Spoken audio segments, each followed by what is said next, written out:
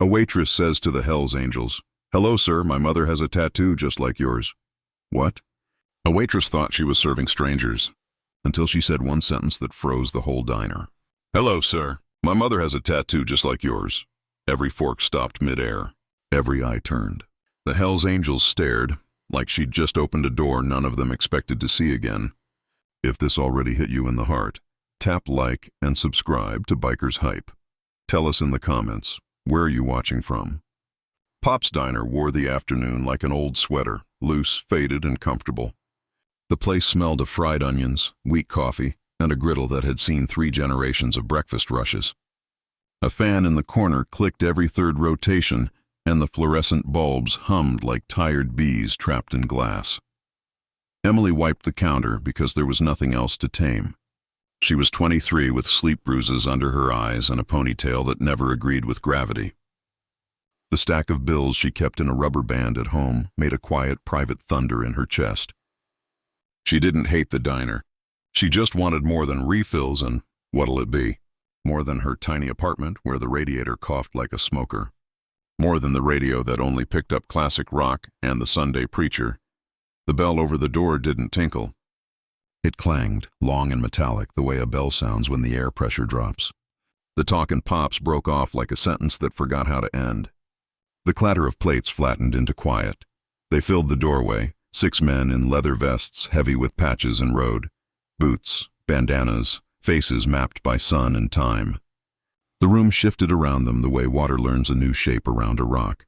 The one in front had eyes the color of a winter sky. Blue like cold steel, not swimming pools. He took in the diner, then let his gaze rest on Emily, as if he could already read her story's last page. "Coffee." "Black," he said, voice low enough to live under the floorboards. The others echoed, "Black, black, water." No menus, no smiles. That old quiet power that isn't loud because it doesn't have to be. Emily nodded and moved without hurry because hurry looked like fear. She poured until the smell of cheap coffee found its ceiling. She set the cups down at the big back booth. When she placed the last mug in front of the blue-eyed man, her gaze, unfaithful to every rule of self-preservation, landed on his forearm. Ink. Old and alive. A winged skull, not the club's patch exactly, but kin to it. Helmeted and fearless, wings spread like it remembered the first time it felt wind. Deep shading, the kind of work you don't forget because it doesn't let you. The world in Emily's head clicked, and a door she'd never noticed swung open. The words left her mouth before her courage could veto them. "Hello, sir," she said, almost friendly. "My mother has a tattoo just like yours." Sound stopped. The hum, the fan, the forks, they all froze, listening. The blue eyes cooled a degree.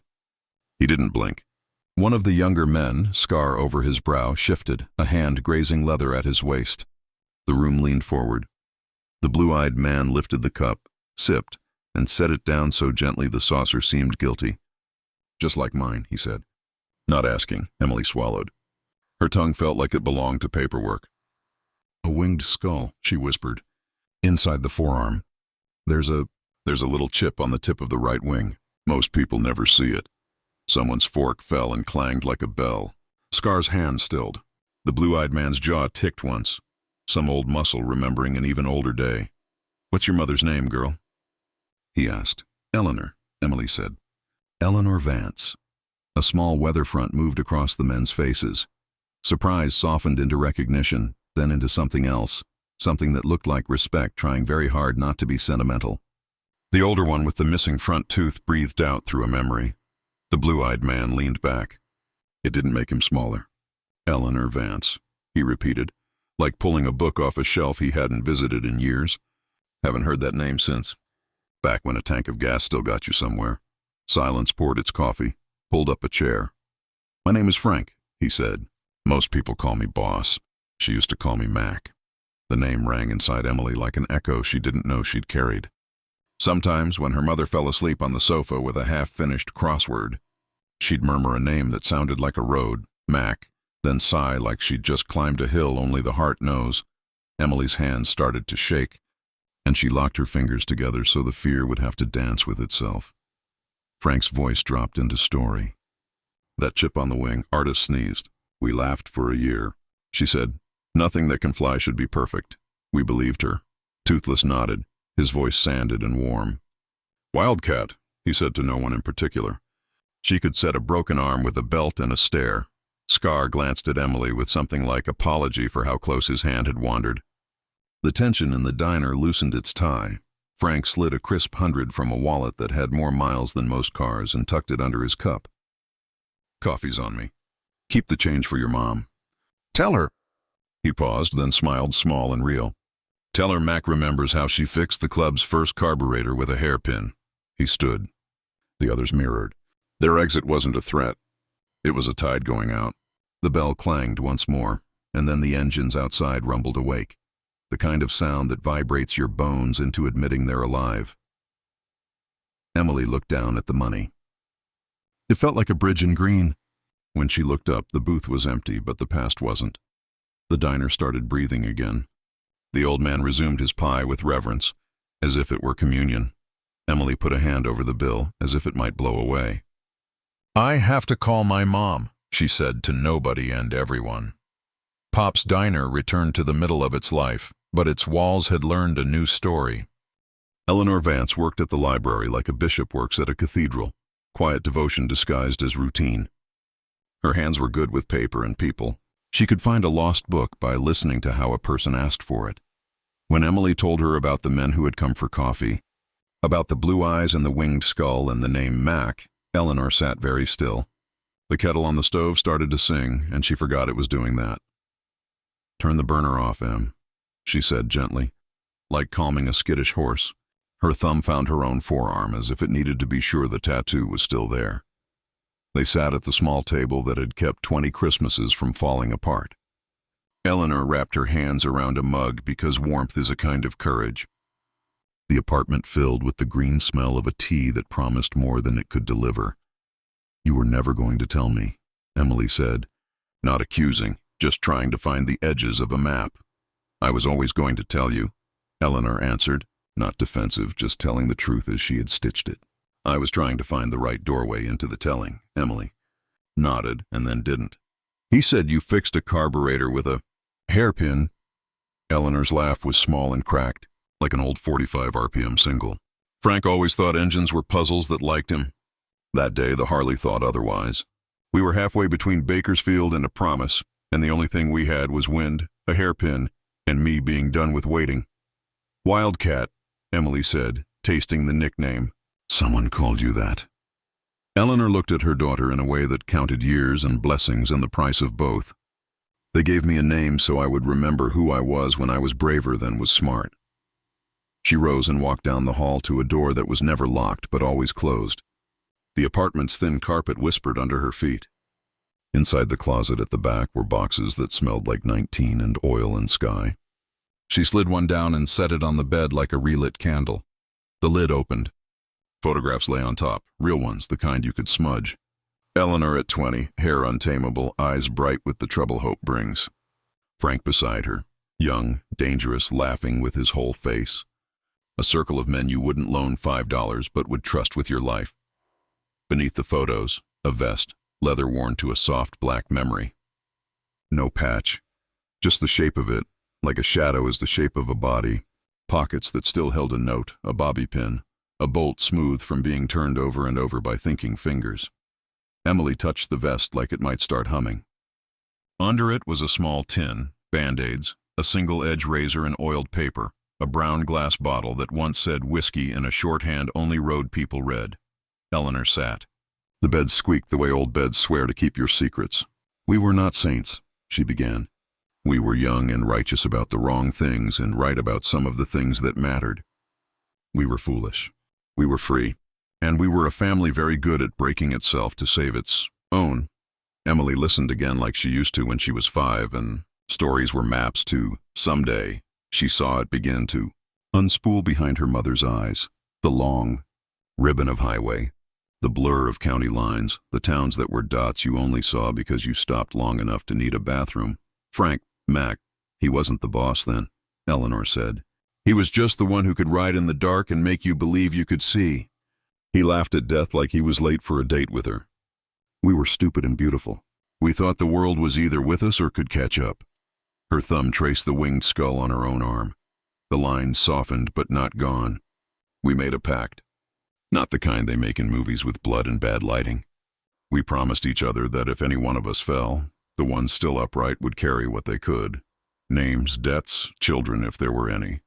The memory of the best parts. We marked ourselves so we could find one another in a world that sometimes refuses to recognize you unless you're lost. She paused, then smiled the way you smile at someone you used to be. The chip in the wing? The artist sneezed. I told him to leave it. If heaven wanted perfection, it wouldn't have invented us, I said. Frank looked at me like I had told a joke he'd wait years to understand. Why did you leave? Emily asked, softer now, the way one asks at the edge of a cliff, respecting gravity. Because staying is a way of leaving, too. Eleanor took a breath that found memories it hadn't visited in a while. There was a day the road stopped being a road and turned into a loop. We had a night that went wrong. Nobody died, but something did. The thing inside that tells you right from legend. I woke up on a couch in a town that wasn't home and realized I wanted a library card more than a highway. I wrote a note that named everything I couldn't carry and 2 things I couldn't live without: hope and a hesitant goodbye. I left the vest and took the tattoo with me. You left him? Emily's voice surprised itself by not judging. I left us, Eleanor said. It took everything I had to be as brave leaving as I was staying. When I got your first sonogram, I knew I had picked the right brave. Emily's hand found her mother's. 2 generations of hands, one scarred, one nicked by more paper than blade, made a small bridge across a cardboard box full of yesterday. Mac left money for coffee, Emily said. He said to tell you he remembers, Eleanor laughed, and it turned into something wet. Of course he did. He always paid for what he could and then made the rest into a story. They came again on a Friday when the diner was honest about being tired. Rain shouldered the afternoon, the kind that makes neon look like it's thinking hard. The engines announced them, but this time the sound didn't carry teeth. They took the same booth with the ease of people returning to a room in an old house. Emily brought coffee without being asked. Frank's eyes found hers. He looked like a photograph held to the light. Your mother, he said. She's okay, Emily said. She's remembering. Frank nodded like the past was a town he still paid rent in. He pulled out something wrapped in a red shop rag and set it on the table between them. This was hers until the day she taught it how to belong to me. I figure it can learn her name again. Emily unfolded the rag. A carburetor jet, small, brass, stained with the kind of oil that turns hands into maps. It wasn't worth anything. It was priceless. She fixed the first one with a hairpin, Frank said, the smile that belongs to a very good secret pushing at the corners of his mouth. But this one was from her own toolbox. She said, keep this for when you forget who taught you how to love a machine enough to listen to it. I did, and I didn't. And now I'm done being greedy with a memory that has your face in it. Emily swallowed the lump that tried to be bigger than her throat. She'd like to see you, she said, the words surprising everyone at the table, including her. Frank sat back. The rain pressed against the windows like a crowd. Some doors you leave closed so the room doesn't get smaller, he said. Then he breathed out a decision that had been waiting, and some you open because it's still your house. He came to the apartment on a Sunday afternoon that smelled like cinnamon and fresh vacuum lines. He took off his boots at the door without being told, because good manners are the things you learn after you've survived not having them. Eleanor looked up from the teapot in the kitchen doorway. Time put its hand on both their shoulders and squeezed. Mac, she said. Wildcat, he answered, and they smiled at how some names never lose their teeth. They sat at the small table and were quiet first. Then they let old stories do what stories do. Take out the best china and pour drinks no one refuses. They didn't speak about the worst night. They didn't need to. The scar knows its own story. They talked about the day the club rescued a dog from a drainage ditch and how the dog made everyone kinder and how kindness made everyone smarter. They laughed about the time a kickstand sank in hot asphalt and a bike tipped over into a line of motorcycles like dominoes made by gods with a sense of humor. Frank's voice found a gentleness that used to scare him. We were a family who didn't know how to do Tuesdays. You taught us how to make Tuesday into something you could trust. Eleanor's eyes glittered in a way that made the room feel honest.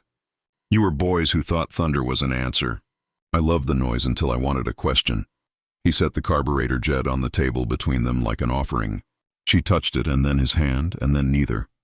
Emily watched from the doorframe, the way a girl watches a museum guard lift the rope for her because she already belongs there. She wasn't jealous of the road she hadn't walked. She was grateful for the distance it had taught her mother to measure. They didn't hug. Some reunions wear dresses, some wear armor and respect. He left with a jar of peach jam and the relief of a debt paid. In the hallway, he stopped. You have her eyes, he told Emily, and her stubborn. You'll need both.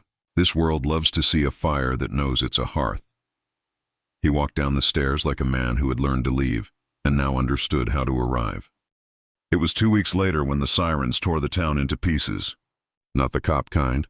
The kind on your phone that tells you the river has decided to visit the streets. The rain had been working all day like a rumor. It wasn't a surprise when it finally proved itself.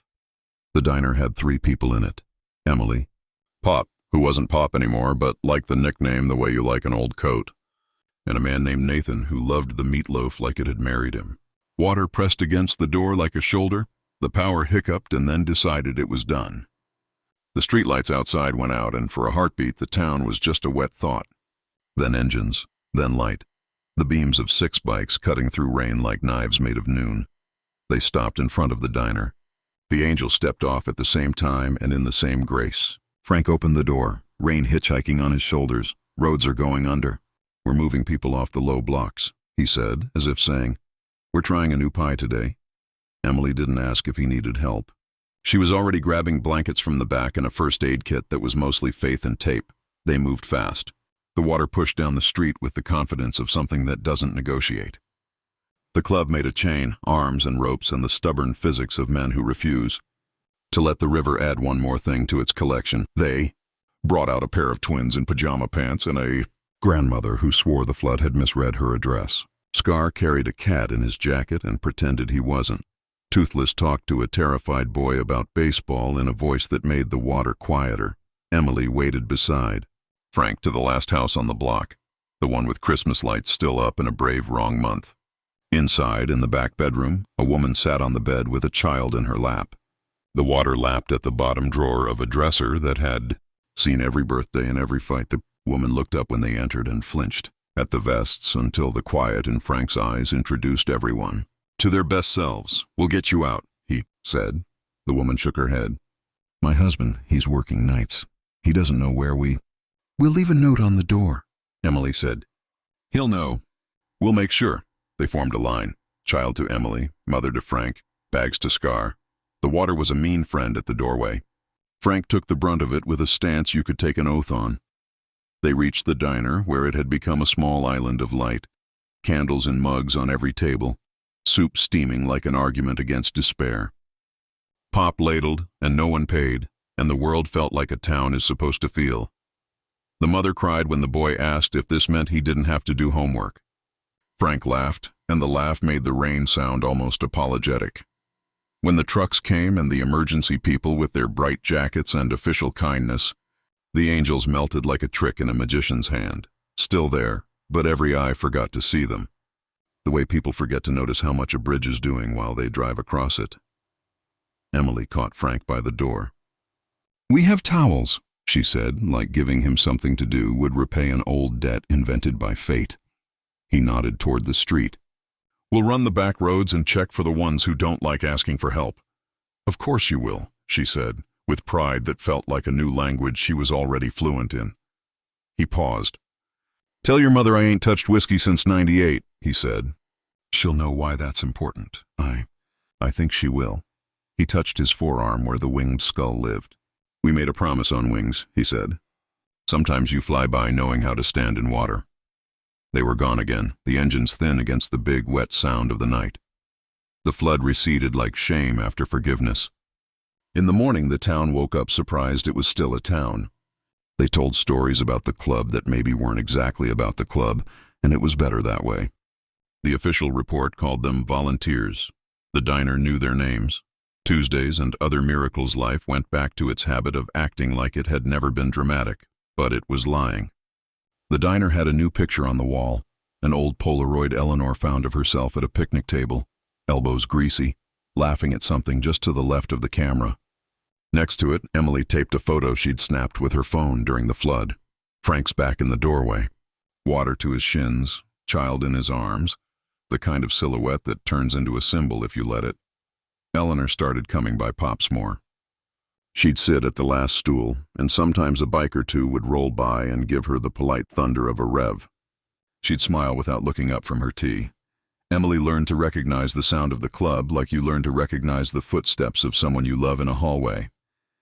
When the door opened and the bell misbehaved its way into music, she didn't feel small. She felt connected. One night, Scar came alone and sat at the counter. He ate a burger like it was a lesson he was intent on acing. After, he set a little metal pin on the laminate. Just a wing, not skull, old and nicked, for the kid, he said. The one from the flood. His mom says he sleeps with the flashlight now. I told her that's fair. Thank you, Emily said. Because some moments ask you to use ordinary words bravely. Scar nodded once. The way a man does when he's put down something heavy he's been carrying since before the conversation started. Frank didn't come in for a couple of weeks.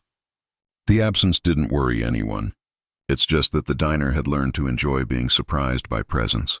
When he did return, he brought a book in a plastic grocery bag, the kind of bag that makes you feel sorry for regular things. He held it out to Eleanor, who happened to be on the stool. Like a coincidence planned its calendar around kindness. Found this in a box in my garage. You lent it to me in '92. I wrote my name in the back like a heathen.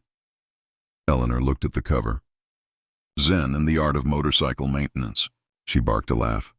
You hated this, he shrugged. I hated the parts that sounded like me when I was trying to be smarter than the truth. She leafed to the back and found his name, Frank Mack, in a hand that had been younger, but already knew it would outlive a few things. She traced it like a shoreline. Return accepted, she said. Fine forgiven. He tipped 2 fingers off his temple in a salute no soldier would recognize and every one of them would approve. The town had a fair in June the way towns do when they need to prove to themselves that winter didn't win. Booths, scent of kettle corn. The church group selling strawberry shortcake like they invented it. Kids with faces painted as tigers. Grown men who should have known better with faces painted as superheroes. The angels rolled in and parked off Main so the bikes didn't spook horses or old men. They walked the fair like people who understand how to be large and not take up too much space. People let them be. People didn't. Both were all right. At the dunk tank, Scar took a seat because the fire department guy had twisted his ankle, and everyone wanted to see if tattoos float. He heckled so gently the old ladies laughed hardest.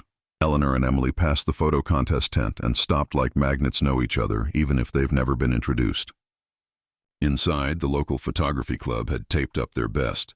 Sunsets burning responsibly. Barns pretending they weren't used for other things. A surprising number of cats. In the middle of the back wall, a black and white of a young woman standing on the side of a 2-lane road. A line of bikes like patient sharks behind her. Her hair was pulled back with a red bandana that the photo could only suggest. She held a greasy wrench in one hand like a scepter. She wasn't smiling. She was shining underneath a ribbon. Best in Show title handwritten in careful block letters. Wildcat photographer. Mac. Eleanor made a sound Emily had never heard. It wasn't grief. It was the sound of something finding its home in your chest after years of knocking from the wrong side of the door. Mom, Emily whispered. That's you? It was, Eleanor said. It is. People glanced at the photo and then at the small, strong woman standing in front of it. No one made a scene. The town absorbed it the way you absorb weather, by deciding you always knew. Frank appeared at their shoulder, hat in his hands as if the tent had rules about church manners. His face did the thing old faces do when they discover there's still a new first time left. I took it with that bad camera I didn't deserve, he said. You yelled at me for wasting film. I yelled at you for making me look like a story, Eleanor corrected, eyes on the image. Turns out you were just telling the truth in advance. He nodded toward the fairgrounds outside. We trying to win a goldfish we can be responsible for? They walked out together into the smell of cotton candy and sunblock and diesel. The world kept being itself in the way that makes you forgive it for earlier. Time, being time, didn't become polite just because people were learning. Bill still waited. Tires still blew. The coffee at Pop's improved because Emily stole secrets from nicer places and taught them to the old machine. One evening, the booth in the back filled again, and the talk at the table was lower than the coffee cups. A man from another town had taken something that wasn't his, a girl's safety, a family's trust. The club spoke in the language of consequences and restraint. We do this the way we promised we would back when we started to deserve the second chances we got, Frank said. We do it clean. We do it with the sheriff across the parking lot from where it ends, and we do it so the girl can walk through her town without carrying our shadows. Scar's jaw worked but settled. Toothless cracked his knuckles and then his neck and then something inside that needed cracking. They left with the kind of plan that looks boring until it saves someone's life. Later, there were no headlines because sometimes the best news is the kind that doesn't get told. A man left town of his own accord after signing paperwork that admitted things in language the court respected. A girl slept. A family exhaled. The sheriff had coffee at Pop's and never said a word about bicycles. Emily wiped the counter and didn't look at Frank when he came back in for water. He didn't look at her either. Some victories don't like eye contact. Thank you, she said anyway, because you should thank the people who mop up the rain you never saw. He nodded, and it meant, you're welcome, and also, it was never a question, and also, we remember our promises. He tapped the winged skull and then, surprising himself, tapped the counter where Emily's hand rested. We carry what we can, he said. She tapped her own forearm where no ink lived. Me too, she said. He laughed. Don't need the picture if you've got the poem. Years pass. They have a way. Emily becomes the sort of woman who can fix the espresso machine with a hairpin and a laugh. She goes to community college at night because books were always waiting at the door with their shoes on. She writes an essay about a photograph titled Wildcat and gets a letter back from a teacher that says, I didn't know how to grade this. I just wanted to say thank you. Eleanor keeps the library open late on storm nights and early on school mornings. She knows which kids need quiet and which need noise and which need both in a sandwich.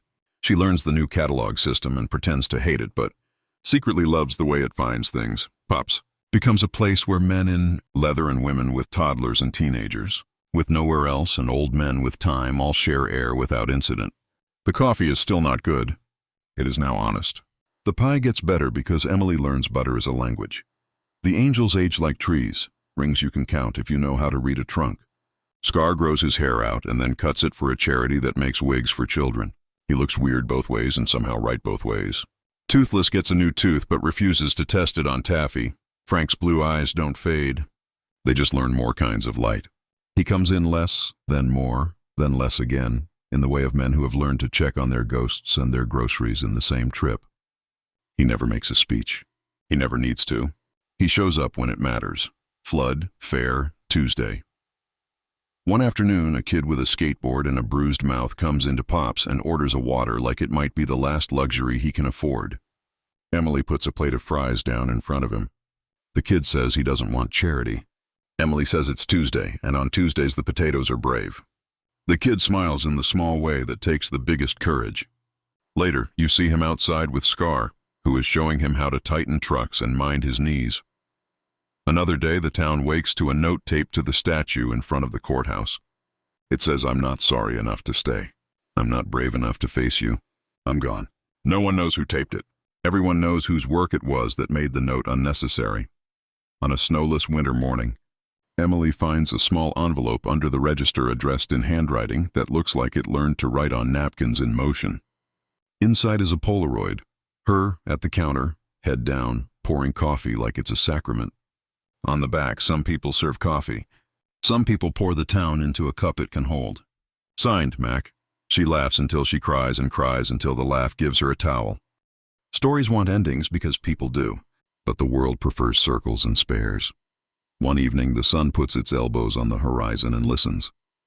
The angels pull into Pop's because they always do when the road says, stop here or miss your chance to know why you ride. They take the big booth. Emily brings coffee and a slice of the lemon chess she got stubborn about until she nailed it. Frank looks toward the door and then toward Emily and then toward the door again, as if waiting for the next chapter to remember its cue. It arrives. A woman walks in, hair like she's made peace with humidity, cardigan that belongs in a library, eyes that could arrest a storm. Eleanor. She doesn't sit at the stool. She walks to the booth. Make room. she says. They do, the way continents make room for oceans. She sits across from Frank. They look at one another like a cliff and a wave. Not adversaries, necessary. I brought you something, she says, and places a small key on the table. It's for a locker at the bus station. Don't roll your eyes. I know it's old-fashioned. Frank absolutely rolls his eyes. What's in it? Nothing you can use, she says. Everything you might need. He doesn't touch the key. He doesn't need to. It's already his, the way a sunrise is yours even if you sleep through it. Stay for pie, Emily says from the edge of the booth, not taking an order so much as appointing a future. They stay. The pie disappears the way fear does in a room with more stories than shadows. Toothless argues with Pop about whether chess pie is allowed to call itself chess if it's in the wrong state. Scar pretends the lemon is too tart, then asks for another slice to confirm his hypothesis. Later, the club leaves and takes the road with them the way they always do. The bell misbehaves a final time and forgives itself. Emily and Eleanor clean in the soft way that is less about germs and more about care. The radio gives them Tom Petty. They let him stay. Do you miss it? Emily asks. The road? Eleanor thinks like a woman who knows the cost of answers. You never stop loving your first language, she says. But you learn the language of home, and it turns out that's the one that writes your name the way your grandmother did. They turn off the open sign. The town outside is the kind that knows how to settle without settling. The sky is that blue that lets the first star be brave. Emily locks the door and tucks the key into the pocket of a world that keeps choosing to be kinder than it needs to be. She looks at her mother's forearm. The winged skull rests there, a little faded, the chip still chipped. Imperfect, airborne, loyal. Sometimes the strongest people are the ones who walked away from the life everyone expected them to live, Emily says, testing the moral out loud. Sometimes the strongest people walk back long enough to remember why they left, Eleanor adds. And the two truths nod at each other like neighbors. They go home together. The radiator sighs. The kettle considers its job. Somewhere not far, the sound of an engine dwells in the night like a prayer that prefers gasoline. Emily lies awake a little while longer, thinking about wings that aren't afraid of imperfect weather. She isn't afraid either. Not of bills or Tuesdays or the way stories don't end so much as keep their promise. She sleeps. The town holds. The wind keeps what it should. The smell of leather and lemon. The sound of a bell that never learned manners. The memory of a girl who spoke a sentence that opened a door. The knowledge that somewhere in the dark, a family of fast men has learned how to be slow when it matters. And in the morning, Pop's Diner will open again, humming with a light that finally sounds like a song. If this story moved you even a little, like this video, share it with a friend who loves real, human stories. Subscribe to Biker's Hype for more Brotherhood. Second chances and heart-pounding biker tales. Ride safe, ride with heart.